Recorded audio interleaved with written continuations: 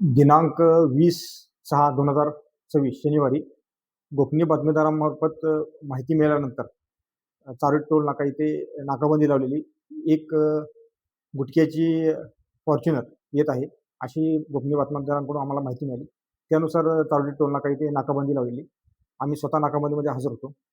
त्या ठिकाणी नाकाबंदी करत असताना एक फॉर्च्युनर कार आली, आणखीन टोलला न थांबता भरधाव वेगाने निघून गेली. आम्ही पाठलाग केला मेंढवण घाटापर्यंत.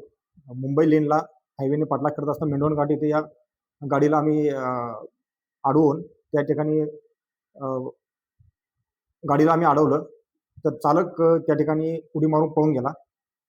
त्यानंतर सदरची गाडी आम्ही तिथून टोईंग करून पोलीस स्टेशनला आणून कासा पोलीस स्टेशन गुन्हा रजिस्टर नंबर 121/2026 अन्न व औषध प्रतिबंधक कायदा यानुसार गुन्हा दाखल केला.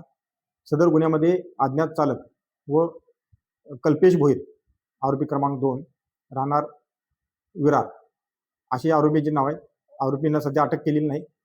आरोपी फरार आहेत. यानुसार गुन्हा दाखल केलेला आहे. सदरचा गुन्ह्याचा तपास पुढील तपास PSI डोंगरे साहेब यांच्याकडे दिलेला आहे.